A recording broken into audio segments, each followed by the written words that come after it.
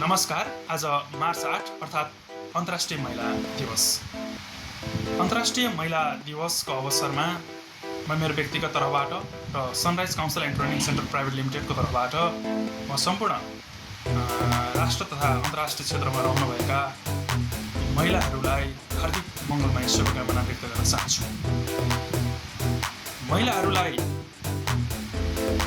आज समाजले जुन दृष्टिले हेरिरहेको छ त्यसलाई केही परिमार्जन गर्नुपर्ने छ भने त्यो पनि आवाजहरू उठ्नेछ भन्ने मैले अपेक्षा लिएको छु र विगतदेखि अहिलेसम्म समाजको प्रारम्भिक चरणदेखि अहिलेसम्म महिलाहरूले समाज विकासको निम्ति गर्नुभएको योगदानहरूको म उच्च कदर पनि गर्दछु।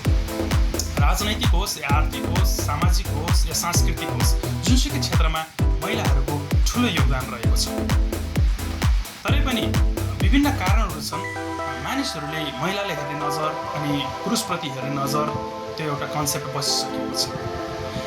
यसलाई राम्रो कुरालाई चाहिँ हामीले अगाडि सार्ने र सुधार्नुपर्ने कुराहरूलाई चाहिँ हामीले सुधार्दै हामी अघि बढ्नु पर्दछ भन्ने मेरो व्यक्तिगत धारणा पनि रहेको छ। किनभने जुनसुकै फिल्डमा, जुनसुकै क्षेत्रमा महिलाहरूले पनि उत्तिकै काम गर्न सक्नुहुन्छ, महिलाहरूले पनि आफ्नो कार्य सम्पादन राम्रोसँग गर्न सक्नुहुन्छ भन्ने उदाहरण पनि विश्वभरिमा हामीले देख्न पाएका छौँ र नेपालमै पनि त्यो हामी देख्न पाएका छौँ।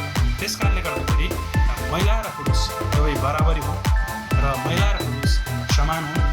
देशको विकासको निम्ति महिला र पुरुष दुवै एक भएर लाग्नु पर्दछ भन्ने यो एउटा आशा अनि सन्देशका साथ महिला दिवसको, अन्तर्राष्ट्रिय महिला दिवसको फेरि पनि म शुभकामना दिन चाहन्छु। हस्त, धन्यवाद।